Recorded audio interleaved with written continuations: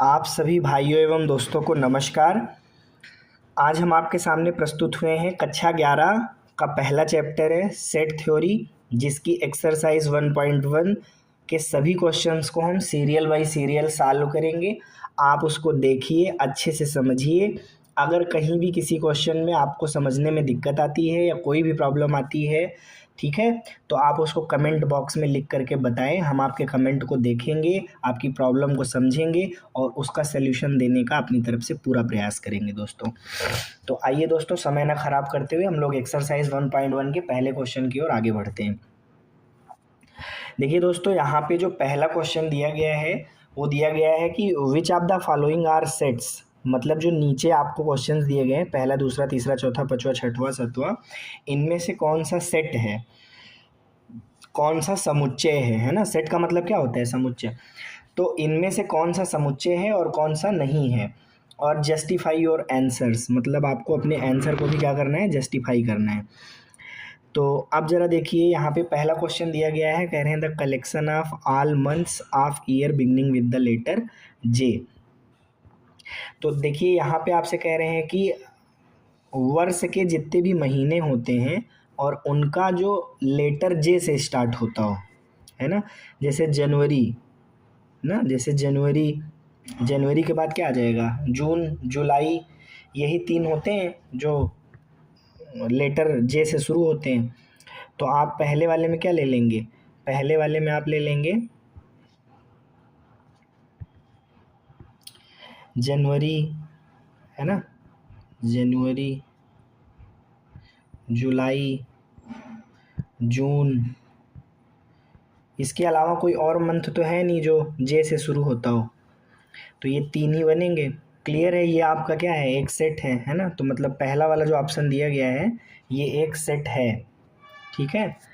अब क्यों है, क्योंकि ये वेल डिफाइन है ना। और भाई जितने भी 12 महीने होते हैं उसमें से 3 महीने ऐसे हैं जो जे लेटर से शुरू होते हैं, तो इसलिए ये 3 जो है मंथ का जो है कलेक्शन यहाँ पे बन जाएगा। तो ये एक सेट है। अगले क्वेश्चन में आते हैं दोस्तों, हमारा सेकंड क्वेश्चन है, कह रहे हैं the collection of 10 most talented writer of India. देखो सेट के अंदर ये बात ठीक नहीं है, मोस्ट टैलेंटेड। अब ये जो मोस्ट टैलेंटेड है इसको हम नहीं माप सकते। मोस्ट का मतलब जो सबसे ज़्यादा टैलेंटेड राइटर हो, है ना। तो अब सबसे अच्छा जो लेखक है या जो सबसे टैलेंटेड बुद्धिमान लेखक है, इसका तो कोई बुद्धिमत्ता का कोई मेजरमेंट तो होता नहीं है कि होता है कोई बुद्धिमत्ता का या टैलेंट का कोई मेजरमेंट तो है नहीं। भाई आप किसी और को मानते हो, अगला किसी और को मानता है, ठीक है। जैसे मैं आपसे ये कहूँ कि भाई आप 10 मोस्ट टैलेंटेड राइटर का जो है सेट बनाओ, तो आप जब सेट बनाने जाओगे तो मोस्ट टैलेंटेड राइटर्स लोगे, 10 लोगे। तो ज़रूरी तो नहीं है ना कि ये जो 10 राइटर्स आपने लिए हैं और आपके हिसाब से ये मोस्ट टैलेंटेड हैं, वो मेरे हिसाब से भी मोस्ट टैलेंटेड हों या किसी अन्य व्यक्ति के लिए भी वो मोस्ट टैलेंटेड हों, है ना। ऐसा तो नहीं है। तो इसलिए यहाँ पे जो है एक तरीके से ये सेट नहीं होगा, ठीक है। मतलब जो सेकंड वाला है ये सेट नहीं होगा, क्योंकि किसी भी समूह को समुच्चय बनने के लिए, किसी भी ग्रुप को सेट बनने के लिए 2 शर्त का पालन तो करना ही पड़ता है ना। पहली शर्त क्या है, वो वेल डिफाइन हो ना। वेल डिफाइन का मतलब सबके लिए सुपरिभाषित हो। वेल डिफाइन का क्या मतलब है, सुपरिभाषित, ठीक है। और इसके बाद बात आती है कि ट्रू फॉर एवरीवन, सभी के लिए समान हो, है ना। True for everyone, true for everyone, सभी के लिए समान हो, सभी के लिए समान हो। अब जैसे मोस्ट टैलेंटेड की जहाँ पे बात आएगी, टैलेंट की जहाँ बात आएगी, तो ज़रूरी नहीं है कि जो राइटर मुझे मोस्ट टैलेंटेड लग रहा हो वो आपके लिए भी मोस्ट टैलेंटेड हो। तो अब यहाँ पर ज़रा देखिए भाई, सेकंड वाला तो सेट रहा नहीं। थर्ड वाले में ज़रा देखिए, कह रहे हैं a team of 11 best cricket batsman. अब देखो बेस्ट क्रिकेट बैट्समैन, यहाँ पे फिर से एक शब्द आ रहा है बेस्ट। तो बेस्ट का कोई मेजरमेंट तो है नहीं भाई। अब यहाँ पे हो सकता है मेरे लिए बेस्ट विराट कोहली है, महेंद्र सिंह धोनी है ना, रोहित शर्मा है। लेकिन किसी और के लिए बेस्ट हो सकता है रविंद्र जडेजा हो, या जो है कोई अदर बैट्समैन उसके लिए बेस्ट हो सकता है। किसी तीसरे व्यक्ति के लिए अलग जो है क्रिकेटर को कोई टीम है, जैसे शिखर धवन उसको पसंद आ सकता है, किसी को गौतम गंभीर पसंद है, किसी को सचिन पसंद है ना। तो ऐसे कहने का मतलब ये है कि अगर आप 11 बेस्ट क्रिकेट बैट्समैन को अगर आप कलेक्ट करेंगे तो सबके लिए अलग अलग बनेगा ना। यहाँ पे ये तो क्लियर है कि चलो वेल डिफाइन तो कर दिया है, लेकिन यहाँ पे देखिए ट्रू फॉर एवरीवन नहीं है, ये ट्रू फॉर एवरीवन नहीं है, मतलब सबके लिए समान नहीं बनेगा ये कलेक्शन।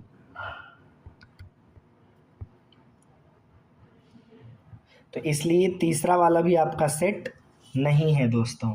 अब बात करते हैं चौथा वाला। तो कह रहे हैं the collection of all boys in your class. हाँ, ये एक सेट है भाई। हमारे क्लास में जो लड़के हैं, लड़कों का जो समूह है, वो एक तरीके का क्या है, सेट है। मतलब ये समुच्चय का निर्माण करेगा, क्योंकि वो फिक्स है ना भाई। हमारे क्लास के अंदर 20 एडमिशन है और 20 लड़के का एडमिशन है, तो 20 को कलेक्ट करके हम जब ग्रुप बनाएंगे तो वो तो एक सेट ही बनेगा ना, एक समुच्चय बन जाएगा। अब आप देखिए पांचवा क्वेश्चन आपके सामने कह रहे हैं the collection of all natural numbers less than 100। तो ये भी देखिए एक सेट बन जाएगा, क्योंकि आप नेचुरल नंबर 1 से स्टार्ट होता है, 2 3 4 है ना, और कहाँ तक जाएंगे 99 तक ना, 99 तक जाएंगे। लेस देन 100, 100 से छोटा नेचुरल नंबर क्या है, 99। तो यहाँ पर भी देखिए आपका एक वेल डिफाइन है और ट्रू फॉर एवरीवन है। अब ये सबके लिए समान बनेगा, एक जैसा सेट बन के तैयार हो जाएगा, है ना। और यहाँ पर वेल डिफाइन भी है, मतलब all natural numbers less than 100 उनको कलेक्ट करना है। तो आप सब जान रहे हैं, सभी लोग क्या कलेक्ट करोगे, 1 2 3 4 से लेके 99 तक के नंबर्स जो है उनको कलेक्ट कर लोगे। तो ये आपका एक सेट है, मतलब ये भी आपका सेट बनेगा। आगे चलते हैं हम लोग अपने छठवें क्वेश्चन की ओर।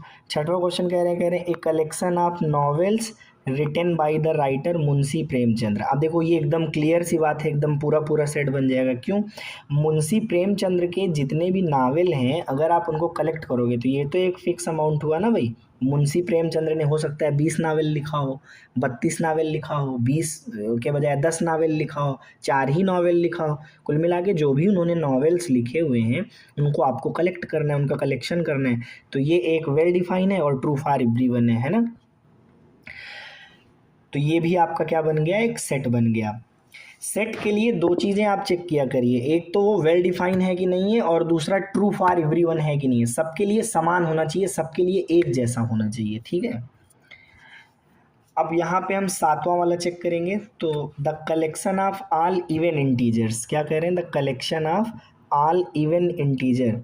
तो जितने भी सम पूर्णांक हैं, सम पूर्णांक। अब सम पूर्णांक क्या होते हैं, सम पूर्णांक होते हैं dot dot dot -4 -2 0 2 4 6 and so on. सबके लिए एक जैसा बना ना, और वेल डिफाइन भी है, तो इसलिए ये आपका क्या हो गया, एक सेट हो गया।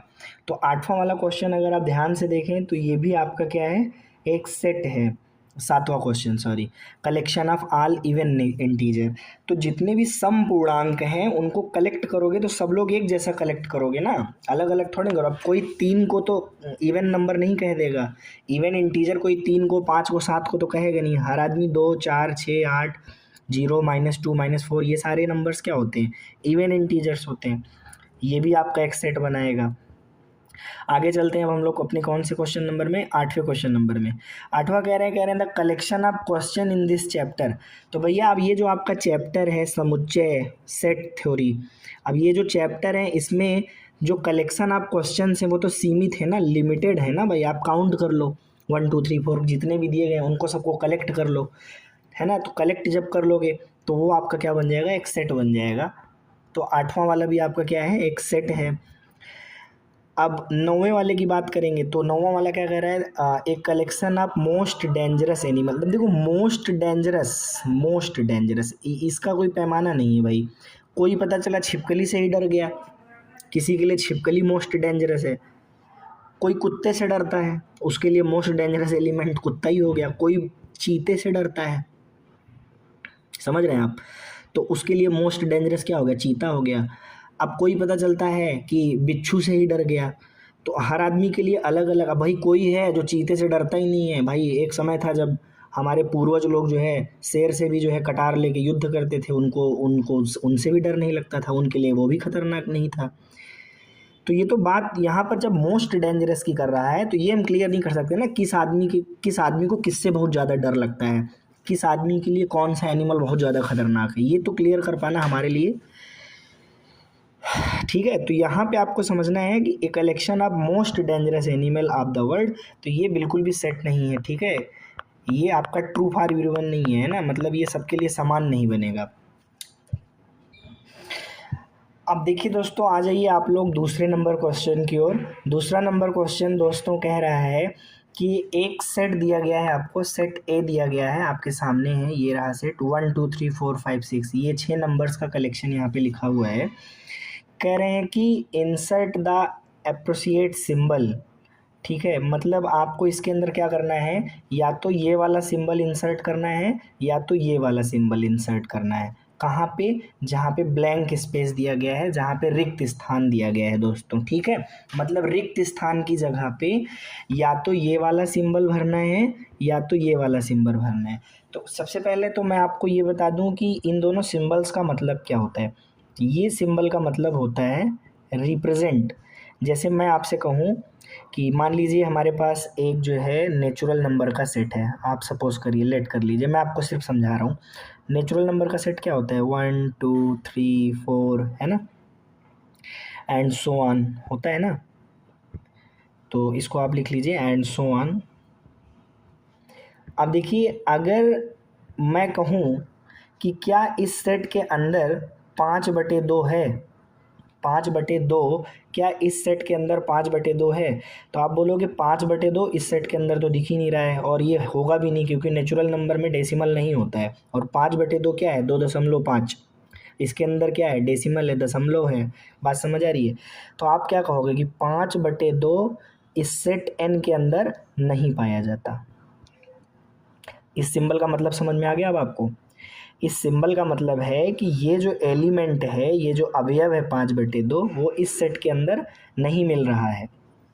अगर मिल रहा होता, जैसे मान लीजिए मैं कहूँ 3, क्या ये वाला एलिमेंट इस सेट के अंदर है, तो आप बोलोगे हाँ है, ये दिख रहा है हमको 3। तो आप इसके लिए सिंबल ये यूज करोगे। बात समझ आ गई। मतलब 3 पाया जाता है, 3 जो है वो पाया जाता है कहाँ पे, नेचुरल नंबर के अनसेट में। बात समझ में आया। या आप ऐसे बोल सकते हो, ठीक है, नेचुरल नंबर कंटेन करता है 3 को अपने अंदर समाहित किए हुए है। या आप ऐसे बोल सकते हो 3 represents natural number, 3 represents natural number. ठीक है, तो इस सिंबल का मतलब आपको समझ में आ गया। इस सिंबल का मतलब, अगर एलिमेंट सेट के अंदर पाया जाता है तो ये वाला सिंबल लगाएंगे, अगर एलिमेंट अवयव सेट के अंदर नहीं पाया जाता तो ये वाला। अब उम्मीद करता हूँ आपको बात समझ में आ गई होगी। अब आपको इसके अंदर भरना है, तो कैसे भरेंगे जरा देखिए दोस्तों। देखिए ये जो 5 है, क्या सेट ए में पाया जाता है, तो आप देखिए 5 पाया जा रहा है, तो यहाँ पे ये वाला सिंबल भर दीजिए। ये देखिए, समझ में आ गई बात। इसी तरह आप जरा देखिए 8, अब 8 तो इस सेट ए में नहीं मिल रहा है भाई, तो यहाँ पे आप ये वाला सिंबल भर देंगे। ठीक है, कि नहीं मिल रहा है। अब 0 देखो, तो 0 भी इसके अंदर नहीं मिल रहा है, सेट ए में कहाँ मिल रहा है 0, बिल्कुल नहीं मिल रहा है। तो नहीं मिल रहा है तो ये वाला सिंबल भर दीजिए, नहीं मिल रहा है भाई हमको। मतलब 0 जो है वो सेट ए का एलिमेंट नहीं है। 4 की बात करते हैं तो 4 भाई हमको दिख रहा है, ये दिख रहा है, तो 4 आपको दिख रहा है तो एलिमेंट है। मतलब जो 4 है वो सेट ए में पाया जाता है, जो 4 है वो सेट ए का एलिमेंट है। जो 4 है वो रिप्रेजेंट करता है सेट ए को, मतलब सेट ए के एलिमेंट को रिप्रेजेंट कर रहा है। मतलब 4 एक उसका हिस्सा है, उसका एक एलिमेंट है, उसका एक मेंबर है। ठीक है, अब यहाँ पे देखिए जो 2 है, 2 तो ये भी देखिए सेट ए के अंदर मिल रहा है आपको, तो 2 मिल रहा है भाई हमको, तो मिल रहा है तो ये वाला सिंबल। अब 10, तो 10 तो इसके अंदर नहीं है मेरे भाई, तो नहीं है तो ये वाला सिंबल भर दिया। उम्मीद करता हूँ आपको दूसरा नंबर क्वेश्चन दोस्तों समझ में आ गया होगा। ठीक है, अब देखिए दोस्तों, आपके सामने तीसरा नंबर क्वेश्चन रखा हुआ है। कह रहे हैं write the following set in roster form. देखिए ये जो आपका रोस्टर फॉर्म है, रोस्टर फॉर्म को हम क्या कहते हैं दोस्तों, रोस्टर फॉर्म को हम क्या कहते हैं, बताइए, तालिका विधि कहते हैं ना, ठीक है, तालिका विधि कहते हैं ना रोस्टर फॉर्म को। तो रोस्टर फॉर्म को तालिका विधि कहते हैं। इसमें करते क्या है कि जो भी चीज़ हमको दी गई है उसको क्या करते हैं, सेट के अंदर जैसे करली ब्रैकेट के अंदर हम इसके एलिमेंट को कॉमा कॉमा लिख देते हैं। जैसे एलिमेंट लिखेंगे, फिर कॉमा, फिर उसके बाद दूसरा एलिमेंट इसका जो भी है वो लिखेंगे, फिर तीसरा एलिमेंट कॉमा, चौथा एलिमेंट कॉमा, मतलब इस तरह से जो भी इसके अंदर एलिमेंट हैं उनको लिख लिख के कॉमा लगाते जाते हैं, ठीक है। तो आइए देखते हैं क्वेश्चन कैसे करेंगे दोस्तों। चलिए देखिए, पहला जो क्वेश्चन दिया गया है आप ध्यान से देखिए क्या दिया गया है। ये कह रहे हैं यक्स क्या है, एक इंटीजर है, एक्स इज एन इंटीजर, मतलब यक्स क्या है, इंटीजर। अब आपके दिमाग में आना चाहिए कि पूर्णांक है, एक्स क्या है, एक तरह का पूर्णांक है, यक्स क्या है, एक तरह का पूर्णांक है। पूर्णांक कितने होते हैं, इनफाइनाइट पूर्णांक होते हैं। लेकिन आपको कौन सा लेना है, आपको वो वाला x लेना है जो -3 से बड़ा है। तो -3 से बड़ा कौन सा हुआ, -2 ना। उससे बड़ा कौन हुआ, -1। उससे बड़ा कौन हुआ, 0। उससे बड़ा कौन हुआ, 1। उससे बड़ा कौन हुआ, 2। उससे बड़ा कौन हुआ, 3। उससे बड़ा कौन हुआ, 4। उससे बड़ा कौन हुआ, 5। उससे बड़ा कौन हुआ, 6। लेकिन 7 से छोटा है, तो 7 से छोटा 6 ही होता है। हो गया, यही आपका सेट ए हो गया। ठीक है, बात समझ में आ गई। सेट ए आपने क्या किया, रोस्टर फॉर्म में लिख दिया। रोस्टर फॉर्म का मतलब उसके अंदर जो भी एलिमेंट्स हैं उनको लिख लिख के कॉमा लगा के लिख दिया, है ना। बात समझ में आ गई। अब चलते हैं हम लोग अपने दूसरे क्वेश्चन की ओर। देखिए दोस्तों, जिसको पूर्णांक, प्राकृतिक संख्या, ठीक है, नेचुरल नंबर, प्राइम नंबर, इस तरह से जिस भी बच्चे को दिक्कत हो रही है या कोई समस्या होती है तो वो मेरे ही चैनल पे जा कर के देख ले, रियल नंबर का पोस्टमार्टम, ठीक है। आप डाल दीजिएगा रियल नंबर का पोस्टमार्टम, देख लीजिएगा, बैनर लगा हुआ होगा, थंबनेल, आप जाके देखिएगा, वीडियो पड़ी हुई होगी, उसको आप देख लीजिए, तो आपको रियल नंबर का पूरा टॉपिक अच्छे से समझ में आ जाएगा, ठीक है। तो आपको पूर्णांक में, प्राकृतिक संख्या में, अभाज्य संख्या, भाज्य संख्या, दशमलव वाली, बिना दशमलव, सारी चीज़ें क्लियर हो जाएंगी। अब यहाँ पे देखिए दूसरा क्वेश्चन क्या है दोस्तों। दूसरा नंबर क्वेश्चन दोस्तों है, कह रहे हैं कि सेट बी जो है वो आपको दिया गया है। क्या दिया गया है कि एक्स, तो पहली चीज़ नेचुरल नंबर है। देखो यहाँ पे ये एक्स को ज़रूर बताएगा कि यक्स क्या है। तो यक्स एक नेचुरल नंबर है, प्राकृतिक संख्या है। अब आपको पता है प्राकृतिक संख्याएं अनंत होती हैं, इन्फानाइट होती हैं। तो हमें कौन सी लेनी है, तो बता रहा है लेस देन 6, 6 से छोटी। तो 6 से छोटी क्या होती है, 5, 4, 3, 2, 1। तो 1, 2, 3, 4, 5, ये देखिए इतने मेंबर इसके अंदर आएंगे, ठीक है, इतने सारे मेंबर इसके अंदर थे। तो सेट भी क्लियर हो गया। अब चलें दोस्तों अपने तीसरे नंबर क्वेश्चन की ओर। अब देखिए यहाँ पे तीसरा क्वेश्चन दोस्तों दिया गया है, क्या दिया गया है, सी। अब सी क्या है ज़रा देखिए भाई, करली ब्रैकेट ले लीजिए, ठीक है। सेट हमेशा मझले कोष्ठक के अंदर लिखा जाता है, इसको ध्यान दीजिएगा। अब यहाँ पे देखिए ज़रा सा, x is 2 digit natural number. x क्या है, 2 डिजिट नेचुरल नंबर है, मतलब 2 अंकों का प्राकृतिक संख्या है। अब चलो, 2 अंकों की प्राकृतिक संख्याएं कितनी होती हैं भाई, 10 से शुरू होती है, 10, 11, 12, 13, 14, 10, 11, 12, 13, 14, 15, ऐसे करते हुए 99 तक जाती है। अब कह रहे हैं that sum of its digit is 8, sum of digit is 8। तो देखिए ये बढ़िया क्वेश्चन है, आइए देखते हैं। देखिए कह रहे हैं कि सेट सी में आपको वो वाले नंबर लेने हैं, देखिए 10 से शुरू होती है, 2 डिजिट का natural number, 10, 12, 13 and so on, कहाँ तक जाना है, 99 तक जाना है। इनमें ऐसे कितने नंबर हैं जिनको जोड़ने पे जो है 8 है। जैसे 1 और 0 को जोड़ोगे तो जोड़ कितना आएगा, 1। 1 1 को जोड़ोगे तो जोड़ आएगा 2। 1 और 2 को जोड़ोगे तो 3। 1 और 3 को जोड़ोगे तो कितना आएगा, 4। इसी तरह देखिए जब 17 आएगा तो 1 और 7 को जोड़ोगे तो कितना आ जाएगा, 8। तो कह रहे ऐसे नेचुरल नंबर को आप लिख लीजिए। तो जैसे 17 हो गया, 17 के बाद अगर पहला वाला 2 लेते हो तो दूसरा वाला 6, 26 हो गया। तीसरा, अब जैसे मान लीजिए पहले 3 ले रहे हो तो फिर क्या लेना पड़ेगा, 5 लेना पड़ेगा। इसी तरह देखो, अगर पहले अगर आप क्या ले लेते हो, 4 ले लेते हो तो फिर बाद में भी 4 लेना पड़ेगा, 4 4 8 हो जाएगा। अब अगर पहले 5 लेते हो तो बाद में 3 लेना है, पहले 6 लेते हो तो बाद में 2 ले लो, पहले 7 लेते हो तो बाद में 1 ले लो, बस। एक और आ सकता है 80। देखिए आपका तीसरा क्वेश्चन सॉल्व हो गया है ना, तीसरा क्वेश्चन सॉल्व हो गया। आपको ऐसे नेचुरल नंबर्स का कलेक्शन बनाना था, 2 डिजिट के नेचुरल नंबर का कलेक्शन लेना था, जिनकी डिजिट को जोड़े तो कितना आ जाए, 8 आ जाए, जिनके अंकों का योग 8 आता हो, है ना। अब चलते हैं हम लोग अपने अगले क्वेश्चन की ओर दोस्तों। देखिए इसमें चौथा क्वेश्चन दिया है, कह रहे हैं कि डी, अब जो अगला सेट है हमारा डी है, तो वो क्या है ज़रा देखिए भाई। डी वाले सेट को देखिए कैसे डिनोट करेंगे। डी इज इक्वल टू, ये क्या कह रहे हैं, एक्स प्राइम नंबर है, प्राइम नंबर समझ गए, अभाज्य संख्या है, विच इज़ डिवाइजर ऑफ 60, ठीक है, 60 का डिवाइजर है, 60 का क्या है, डिवाइजर है। तो 60 के ऐसे कितने डिवाइजर हैं जो प्राइम है, तो इसके लिए आप जो है इसका प्राइम फैक्टराइजेशन कर लीजिए। अब देखिए प्राइम फैक्टराइजेशन कैसे करेंगे, प्राइम फैक्टराइजेशन करने का तरीका हुआ, अब इसको काटिए, 2 से काटेंगे तो 2 तियाँ 6, 30 हो जाएगा, फिर 2 से काट दीजिए, 2 एक अन्नम 2, और एक आगे गया 10 हो गया, 2 पंचे 10, 3 से काट दीजिए, 3 पचे 15, और 5 से काट दीजिए, 5 एक अन्नम 5। तो अगर हम देखें तो ये पहला तो 2 से कट जाएगा, ये एक प्राइम नंबर है, 3 से कट जाएगा, ये भी एक प्राइम नंबर है, और 5 से कट जाएगा, ये भी प्राइम नंबर है। तो 3 ही प्राइम नंबर ऐसे हैं जो इसको पूरी तरह क्या कर रहे हैं, डिवाइड कर रहे हैं, इसके डिवाइजर हैं, ठीक है। तो एक 2 हुआ, एक 3 हुआ, और एक 5 हुआ।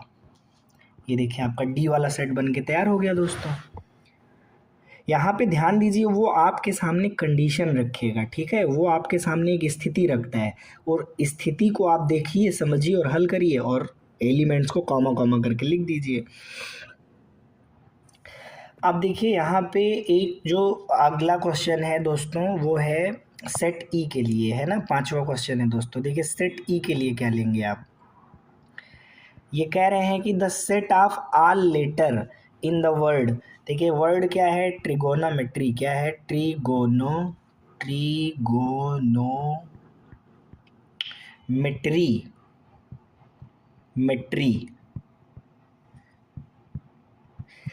अब यहाँ पे देखिए दोस्तों, जो इसमें पहला लेटर है वो क्या है, टी। देखिए इसमें आपको जो रिपीट हो रहे हैं लेटर उसको बार बार नहीं लिखना है, ठीक है। लेटर सिर्फ रोस्टर फॉर्म में, मतलब तालिका विधि में जब हम लिखते हैं किसी चीज़ को तो सिर्फ एक बार लिखते हैं, वो रिपीट कितनी बार भी हो रहा है। जैसे देखो यहाँ टी जो है वो 2 बार यहाँ पे रिपीट हो रहा है, ठीक है, तो उससे मतलब नहीं है, ये हमने टी एक बार लिखा, ठीक है।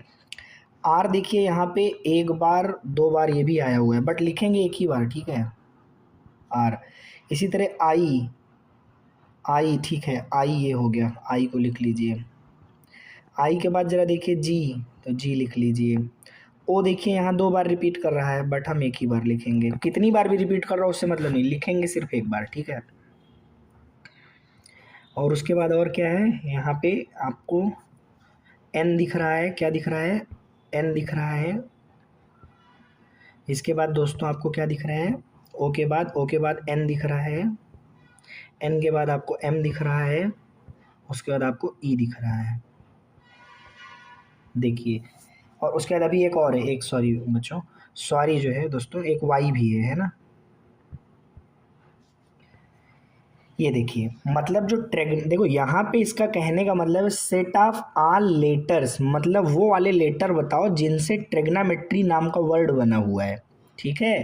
तो इनका कहने का सेंस ये है कि ट्रिगोनोमेट्री जो शब्द है वो किन लेटर से मिलकर बना हुआ है, तो किससे किससे, टी से मिलकर बना हुआ है, आर से मिलकर बना हुआ है, आई से मिलकर बना हुआ है, जी से मिलकर बना हुआ है, ओ से मिलकर बना हुआ है, एन से मिलकर बना हुआ है, एम से मिलकर बना हुआ है, ई से मिलकर बना हुआ है, और वाई से मिलकर बना हुआ है। तो इतने लेटर्स से मिल करके ट्रिग्नोमेट्री शब्द बना हुआ है। अब लेटर कितनी बार भी रिपीट हो वहाँ पर वो चीज़ मैटर नहीं करती, ठीक है, हम लिखते एक ही बार है दोस्तों। तालिका विधि में कोई भी चीज़ रिपीट नहीं की जाती, इसको ध्यान दीजिए। अब देखिए दोस्तों यहाँ पे अगला क्वेश्चन जो है वो 6 नंबर क्वेश्चन है, और 6 नंबर क्वेश्चन देखिए कह रहा है कि F जो है एक सेट है, और वो कैसा सेट है ज़रा दोस्तों देखिए, कह रहे हैं the set of all letters in the word better, उम्मीद करते हैं दोस्तों आपको वीडियो पुश करना चाहिए और इसको अपने आप से करना चाहिए। फिर भी मैं चलिए, और जो नहीं कर रहे हैं वो देखें। बेटर, तो देखिए यहाँ पे पहला लेटर तो हमको क्या मिला, बी मिल गया, तो चलिए भाई हमने बी लिख लिया। उसके बाद हमको ई मिला, 2 बार मिला बट उससे हमको कोई लेना देना नहीं, लिखेंगे एक ही बार। टी 2 बार दिखा बट उससे कोई मतलब नहीं, 3 बार दिखे या 10 बार लिखेंगे एक ही बार। और उसके बाद आर, ये इतने लेटर से देखिए, ये 1 2 3 4, इन 4 लेटर से मिल करके हमारा बेटर नाम का बर्ड क्या होगा, बन जाएगा। तो तीसरा नंबर क्वेश्चन हो गया दोस्तों। अब चलते हैं हम लोग अपने नेक्स्ट क्वेश्चन में दोस्तों, चौथे नंबर क्वेश्चन की ओर।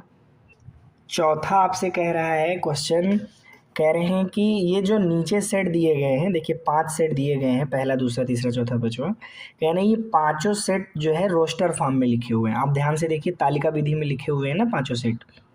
कह रहे हैं कि इनको ना आप सेट बिल्डर फॉर्म में रिप्रेजेंट करिए, मतलब यहाँ पे निरूपण करना है आपको set builder. Set builder form को हम रूल मेथड भी कहते हैं। क्या कहते हैं?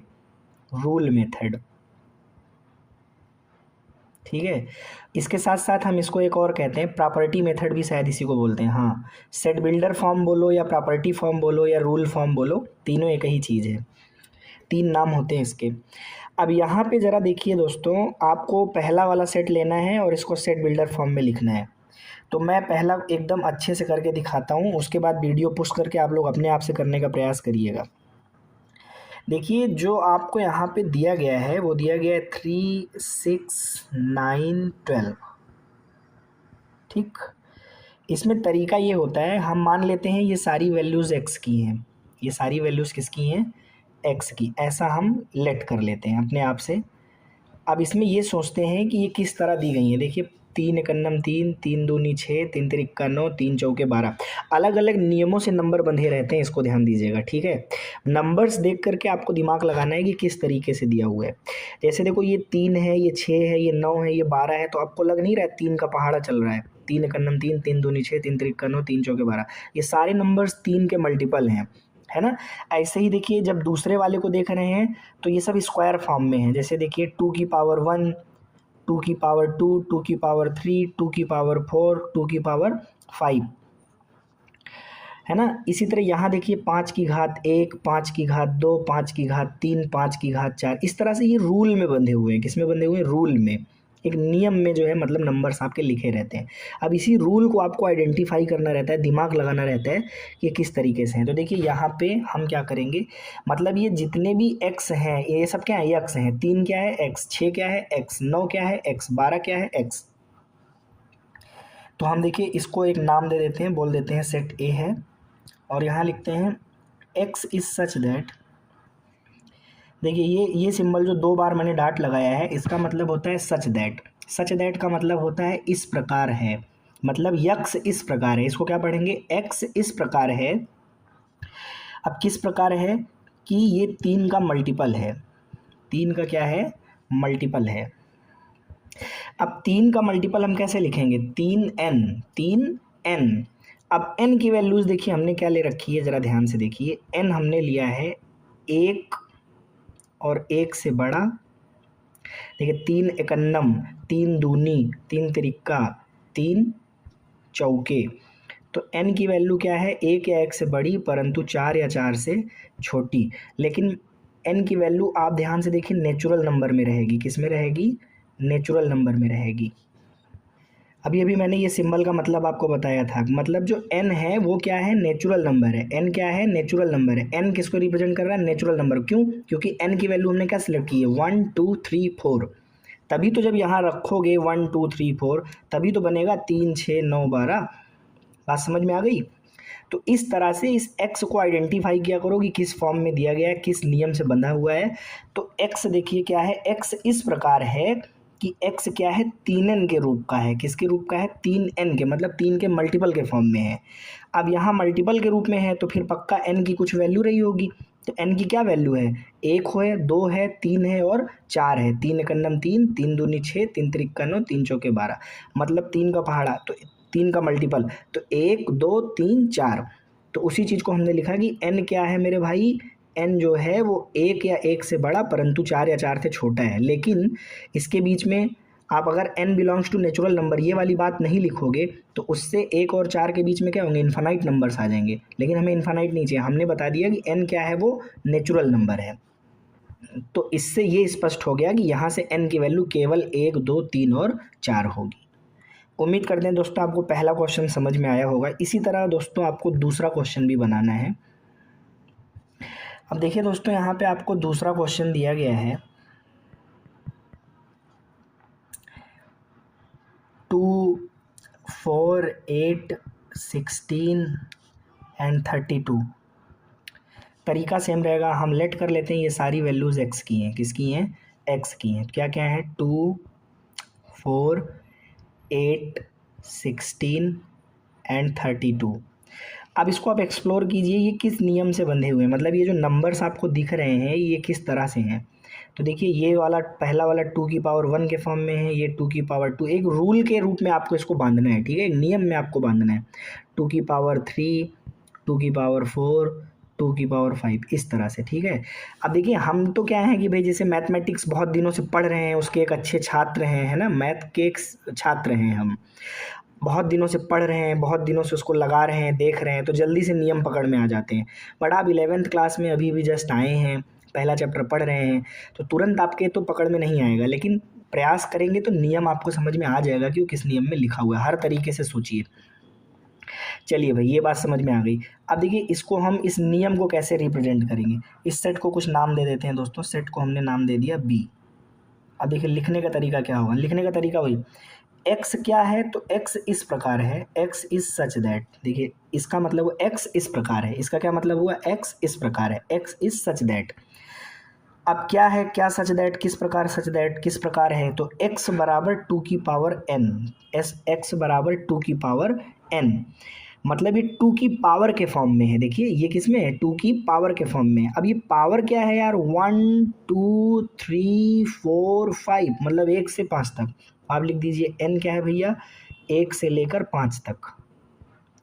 लेकिन यहाँ फिर से देखो, अगर आप ये बात नहीं लिखोगे कि n नेचुरल नंबर है तो गड़बड़ हो जाएगा, क्योंकि ये जो 1 जो पावर में 1, 2, 3, 4, 5 है, ये नेचुरल नंबर है ना भाई, तो इसलिए यहाँ नेचुरल नंबर लिख दिया आपने। उम्मीद करते हैं दोस्तों आपको बात समझ में आई होगी। इस तरह से आपने सेट बी को रिप्रेजेंट कर दिया। अब ऐसे ही आपको क्या करना है, तीसरे नंबर, चौथे नंबर और पाँचवें नंबर को कोशिश करनी है कि आप करें, ठीक है, पुश करके। वीडियो नहीं कर पाएंगे तो मैं तो सोल्यूशन दे ही रहा हूँ, आप उसको देखिए। चलिए देखिए यहाँ पे आपका तीसरा नंबर क्वेश्चन है 5, 25, 125, 625। तो ये सब हम लेट कर लेते हैं, ये x की वैल्यूज़ हैं। किसकी वैल्यूज़ हैं, x की। अब ये किस फॉर्म में है ज़रा देखिए, 5 की पावर 1, 5 की पावर 2, 5 की पावर 3, 5 की पावर 4, 5 की पावर 5। तो नियम आपको पकड़ में आ गया। अगर नियम पकड़ में आ गया तो फिर लिखना आसान है, ठीक है, उसको उसी फॉर्मेट में आपको लिख देना है। तो अब यहाँ पे ज़रा देखिए सेट को कुछ नाम दे दीजिए, और सेट का जो नामकरण होता है वो कैपिटल लेटर में होता है दोस्तों, इस बात का हमेशा ख्याल रखें। ये सेट को नाम देना है तो capital A, capital B, capital C, capital D ऐसे ही लिखते हैं आप, ठीक है। चलिए लेते हैं। तो यहाँ पे x किस प्रकार है, x इज सच दैट। बेटा ये आपका हर बार लगेगा, x इज सच दैट। अब कैसे है x, तो 5 की पावर n के रूप में है। x बराबर क्या है, 5 की पावर n, जो रूल है आपने उसको लिख दिया। अब ये n क्या है, तो n देखिए पावर है, और ये पावर क्या है, 1, 2, 3, 4, 5, मतलब नेचुरल नंबर है। मतलब कहाँ से कहाँ तक, 1 से लेकर 5 तक।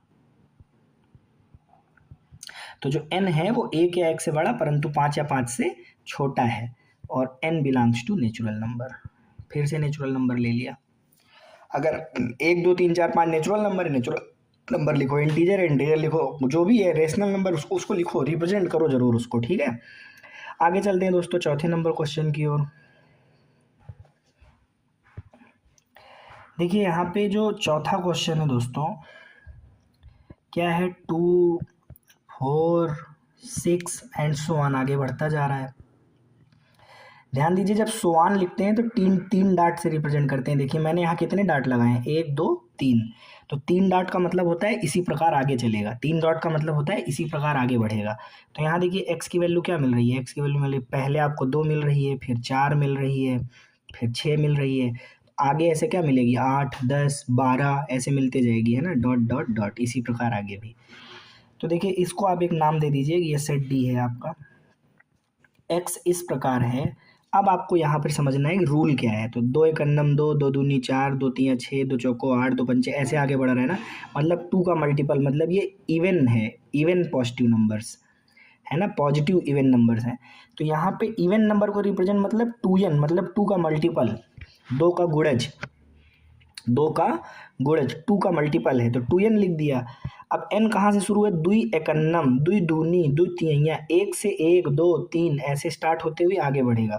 तो हमने लिख दिया भी n यहाँ पर क्या है, या तो 1 है या तो 1 से बड़ा है, मतलब n की वैल्यू 1 या 1 से बड़ी है, और n है क्या, तो वो है नेचुरल नंबर। अब देखो अपर बाउंड यहाँ मतलब सॉरी, हाँ, जो मल्टीपल जा रहा है, 2 एक अन्नम 2, 2 दूनी 4, 2 तीन 6, 2 चौको 8, 2 पंचे 10, ऐसे 4, 5, 6, 7, 8 कहाँ तक जा रहा है मल्टीपल में, ये आप मतलब n की वैल्यू 1 या 1 से बड़ी है, बट कहाँ तक बड़ी है ये हमको नहीं पता, इसीलिए यहाँ पर केवल n greater than or equal to 1 लगाया है, ठीक है, और n क्या है हमारा नेचुरल नंबर है। आगे चलते हैं दोस्तों हम लोग अपने लास्ट क्वेश्चन, चौथे क्वेश्चन, पांचवें क्वेश्चन की ओर। अब देखिए ये जो पांचवा क्वेश्चन है दोस्तों, इसमें आपको खुद से पता करना चाहिए कि यहाँ पर ये जो पांचवा क्वेश्चन है, जरा देखिए इसमें आपको x की वैल्यू क्या दी गई है 1, फिर अगली क्या है 4, अगली क्या है 9, एंड सो ऑन, इसी तरह से ये एंड सो ऑन कहाँ तक 100 तक, इसी प्रकार 100 तक। तो अब यहाँ पे आपको नियम पता करना है, यह कौन सा नियम लगा है। तो देखिए ये जो है 1 का स्क्वायर है, ये 2 का स्क्वायर है, ये 3 का स्क्वायर है, इसी तरह ये 10 का स्क्वायर है। तो देखो यहाँ पे रूल ये है 1 का स्क्वायर, 2 का स्क्वायर, 3 का स्क्वायर, है ना, एंड सो ऑन, इसी तरह ये कहाँ तक 10 के स्क्वायर तक गया है। बात समझ आ रही है दोस्तों। अब यहाँ पे आपको रूल समझ में आ गया कि पावर तो बार बार 2 ही लगेगी, लेकिन नीचे नंबर चेंज हो रहे हैं, और नंबर कैसे 1 2 3 4 ऐसे। तो ये रूल क्लियर हो गया हमको। तो रूल जब क्लियर हो गया तो इसको एक्सप्लोर कर दो, इसका नाम ई रख दो। हाँ, तो देखिए यहाँ पे x सच दैट, x इस प्रकार है कि x बराबर क्या है एन स्क्वायर, मतलब एन स्क्वायर के रूप में है। बात समझ में आ गई। अब देखो पावर में तो हमेशा 2 रहेगा, बट n की वैल्यू क्या है, तो n की वैल्यू यार 1 से शुरू होके 10 तक, है ना, और उसके बाद ये है क्या, तो नेचुरल नंबर है n। जो भी है वही लिखेंगे। आप सोच रहे होंगे बार बार सर n नेचुरल नंबर ले लेते हैं, यहाँ पे 1 2 3 ऐसे 10, तो ये सब क्या नेचुरल नंबर है ना। तो 1 से लेके 10 तक है, मतलब 1 स्क्वायर 2 स्क्वायर 3 स्क्वायर 4 स्क्वायर 5 इस तरह करके 10 स्क्वायर तक है। तो ये आपका सेट ई बन गया। उम्मीद करता हूँ दोस्तों आपको बात समझ में आई होगी। अगर इसके बाद भी कोई क्वेश्चन आपको समझ में नहीं आ रहा है तो कमेंट बॉक्स में आप कमेंट करिए, आपको जवाब जरूर मिलेगा दोस्तों। हम आप तक पहुंचने का पूरा प्रयास करेंगे, आपके सभी डाउट सॉल्व करेंगे। अब देखिए दोस्तों यहाँ पे जो पांचवा क्वेश्चन दिया गया है वो कह रहे हैं list all the elements of the following sets, है ना। आपको सेट के सभी एलिमेंट्स को क्या करना है, लिस्ट करना है, कॉमा लगा करके लिखना है, ठीक है। मतलब आपको ये रोस्टर फॉर्म, ये आपको किस में दिया गया है, रूल मेथड में, सेट बिल्डर फॉर्म में या प्रॉपर्टी फॉर्म में। आपको इसको कन्वर्ट किस में करना है, कन्वर्ट करना है आपको लिस्ट फॉर्म में या रोस्टर फॉर्म में, लिस्ट मेथड या रोस्टर मेथड, ठीक है।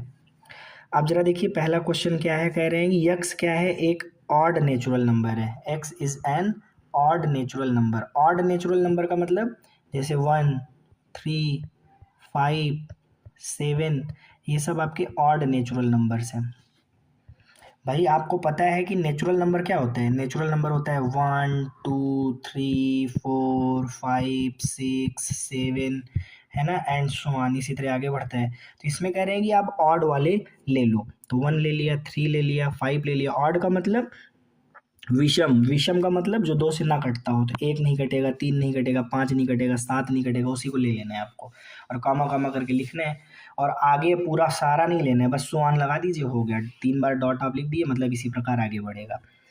अब यहाँ पे जरा देखिए जो अगला है सेकंड वाला बी की वैल्यू जरा देखिए क्या है। अब देखिए जो बी है वो क्या है, जरा ध्यान से समझिए। बी वाला कह रहे हैं, देखिए दोस्तों ये सेकंड वाला क्वेश्चन है। एक आप रियल नंबर लाइन बना लीजिए। अब रियल नंबर लाइन जानते हैं माइनस इन्फिनिटी से कहाँ तक जाती है, प्लस इन्फिनिटी तक। तो देखिए ये जो कह रहे हैं कि -1/2 से, देखिए -1/2 कहाँ होगा इस रियल नंबर लाइन में, सपोज करिए कि -1/2 यहाँ पर है, ठीक, बात समझ आ गई।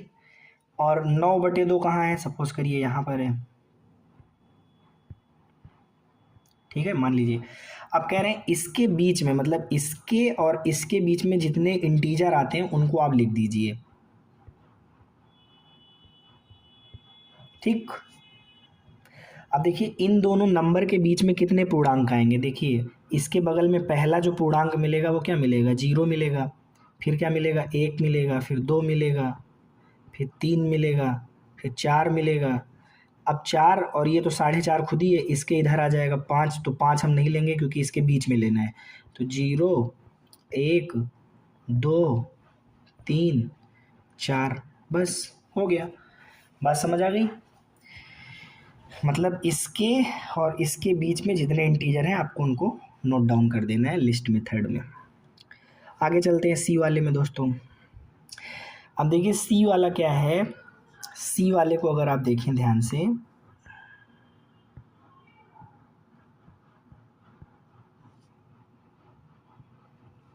तो ये कह रहे हैं एक्स स्क्वायर जो है वो less than or equal to 4 है, ठीक है। तो देखिए x की जगह पे आप ऐसा क्या रखें, है ना, x की जगह पर आप ऐसा क्या रखें,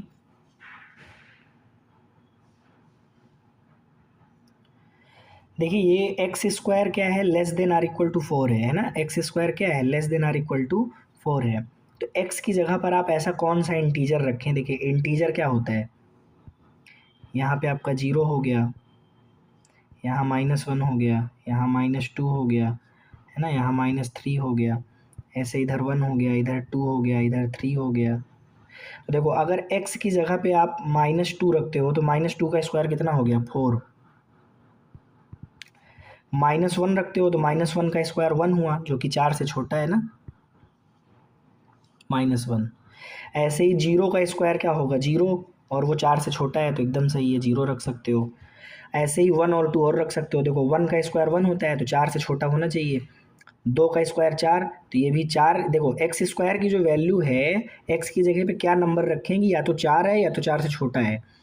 तो इन नंबर्स को अगर हम x की जगह पे रखें, इन सारे नंबर्स को अगर हम x की जगह पे रखें तो उसका स्क्वायर करने पर या तो 4 आएगा या तो 4 से छोटा आएगा। बात समझ आ गई दोस्तों, तो सी वाला आपको क्लियर हो गया। अब चलते हैं हम लोग डी वाले की ओर दोस्तों। अब देखिए डी वाला दोस्तों क्या है, डी वाला दोस्तों क्या है, कह रहे हैं कि x क्या है, लेटर है लॉयल का। तो अभी भी मैंने बताया था आपको, लॉयल का अगर ये लॉयल, तो लेटर सिर्फ एक ही बार लिखे जाते हैं। तो पहले आपने एल लिख लिया, एल 2 बार आया है तो कोई बात नहीं, एक ही बार लिखेंगे। ओ हो गया, वाई हो गया, ए हो गया, बस इन इतने वर्ड्स मिल करके ये बना हुआ है डी वाला सेट। तो डी वाला जो सेट है वो इन 4 लेटर से मिल करके लॉयल शब्द बना हुआ है, ठीक है, बात समझ आ गई, सिंपल था। इसी तरह से ज़रा देखिए, ये कह रहे हैं कि 31 नंबर क्वेश्चन जो है, 31 नंबर क्वेश्चन जो है, सॉरी 31 कह रहे हैं, ई वाला जो क्वेश्चन है, इसमें कह रहे हैं कि एक्स क्या है, वो मंथ है, महीना है, ठीक है, वर्ष का मतलब साल का क्या है, महीना है एक्स, नॉट हैविंग 31 डे, जिसमें 31 दिन नहीं आते हैं। तो देखो नाम में क्या है, जनवरी, फरवरी, मार्च, अप्रैल, मई, जून, जुलाई, अगस्त, सितंबर, अक्टूबर, नवंबर और दिसंबर। अब ज़रा देखिए जनवरी में तो 31 दिन होते हैं, है ना, फरवरी में ईयर नॉट हैविंग 31 डे, तो एक तो यहाँ नहीं होता 31 दिन। मार्च में आपका फिर 31 दिन ही होता है ना, जनवरी फरवरी मार्च, हाँ 31 दिन होता है। अप्रैल में नहीं होता 31 दिन। मई, जनवरी फरवरी मार्च अप्रैल मई में फिर होता है 31 दिन। जून में नहीं होता, जनवरी फरवरी मार्च अप्रैल मई जून।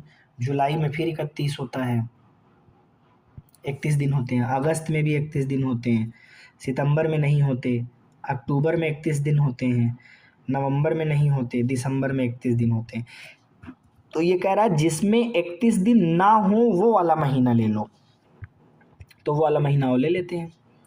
तो ई बराबर ज़रा देखिए, सबसे पहले फरवरी आएगा, ठीक है, आप लोग लिख लीजिएगा, फेब्रुवरी ऐसे लिख लीजिएगा, ठीक है। अब मैं नोटेशन में लिख दूंगा, आप लोग लिख लीजिएगा। उसके बाद अप्रैल, अप्रैल के बाद कौन आ रहा है भाई? अप्रैल के बाद जून, जून के बाद अगस्त, नहीं अगस्त में 31 दिन होते हैं, वो कह रहा नहीं होते जिसमें वो रहना है। सितंबर, सितंबर के बाद आपको नवंबर, ये देखिए इतने आपको लेने हैं, ठीक है। अब देखिए हमारा लास्ट है ये एफ वाला, जो एफ वाला क्वेश्चन है, देखिए छठवां वाला, ये लास्ट वाला क्या है, कह रहे हैं यफ क्या है, वो कॉन्सोनेंट है।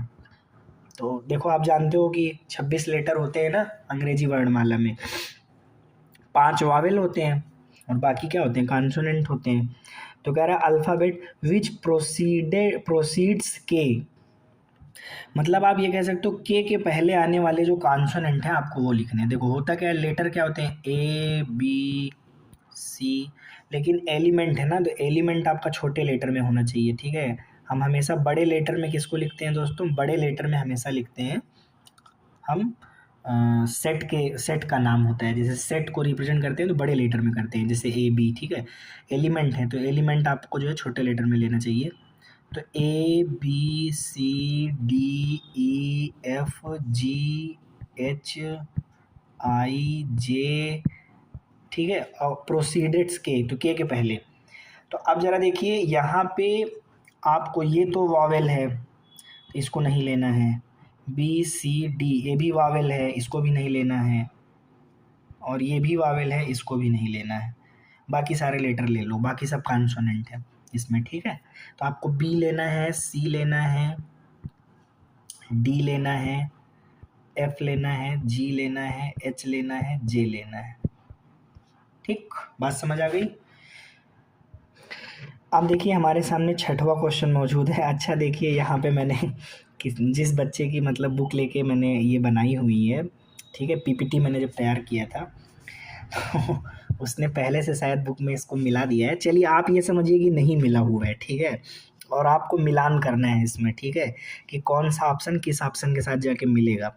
तो देखिए पहला वाला जो है, मैं ऐसे नॉर्मली आपको बता देता हूँ, आप कर लीजिए। पहला वाला जो है 1 2 3 6 है, क्या है, 1 2 3 6। तो देखिए 1 2 3 6। अब ये देखिए कि ये जो 4 दिए गए हैं इसमें 1 2 3 6 कहाँ पे आएगा। तो x प्राइम नंबर है और डिवाइजर है 6 का, डिवाइजर है 6 का। तो अगर x प्राइम नंबर है और डिवाइजर है 6 का, तो इसमें केवल 2 और 3 आएगा, है ना, इसमें केवल कौन आएगा, 2 और 3 आएगा। बात समझ आ गई। अब यहाँ पर ज़रा देखिए, देखिए इसको ना आप ऐसे करिए, मैं समझाता हूँ। देखिए आप ऑप्शन नंबर ए को रोस्टर फॉर्म में लिख लीजिए, बात समझ आ रही है, जो ऑप्शन नंबर ए है इसको रोस्टर फॉर्म में लिख लीजिए। तो देखिए ये आपका 2 और 3 बन जाएगा, ठीक है। बी वाले को लिख लीजिए ऐसे ही, जो बी वाला ऑप्शन है उसको लिख लीजिए। तो एक्स क्या है, ऑड नेचुरल नंबर है, less then 10, odd natural number. तो ऑड नेचुरल नंबर क्या होता है, 1 3 5 7 9, जो 10 से छोटा है, ठीक है। और सी वाला देखिए क्या है, एक्स नेचुरल नंबर है और डिवाइजर है 6 का, तो 6 के डिवाइजर हुए 1 2 3 और डिवाइजर है 6 का, तो 6 खुद भी आएगा ना इसमें। और इसी तरह जब डी वाले को बनाओगे, डी वाला बनाओगे, तो मैथमेटिक्स, तो देखिए यहाँ पे एम कट जाएगा, तो एम आ गया, ए आ जाएगा, टी आ जाएगा, एच आ जाएगा, ई आ जाएगा, आई आ जाएगा, सी आ जाएगा, एस, इतने लेटर्स आ जाएंगे, ठीक है। अब आप देख लीजिए किस ऑप्शन में जाके क्लियर हो रहा है। देखिए ये जो ऑप्शन नंबर ए है ये जाएगा सेकंड वाले के साथ, मतलब जो सेकंड वाला आपको दिख रहा है वो ऑप्शन नंबर ए के साथ मिल जाएगा, आप मिला लीजिएगा, ठीक है। और ये 1 3 5 7 9 ये ऑप्शन नंबर 4 के साथ मिलेगा। और ऑप्शन नंबर सी 1 2 3 6 ये फर्स्ट वाले के साथ मिलेगा। और एक बचा ही है आपका, तो वो आपका थर्ड वाला हो जाएगा, थर्ड वाले के साथ डी मिल जाएगा। इस तरीके से आपने ये पूरी एक्सरसाइज क्या कर ली दोस्तों, सॉल्व कर ली। आप लोग मन लगा के पढ़ाई लिखाई करिए। आपको जहाँ भी जिस क्वेश्चन में समझने में कोई भी दिक्कत आती है कमेंट बॉक्स में लिखिए, हम आपके डाउट को ज़रूर आप तक सल्यूशन पहुँचाएंगे। और सभी लोगों को धन्यवाद वीडियो देखने के लिए। अगर आपको हमारी मेहनत पसंद आई है, इसी तरह की वीडियोस और चाहते हैं तो चैनल को सब्सक्राइब कर लें, लाइक बटन दबाना ना भूलें। ठीक है, धन्यवाद दोस्तों।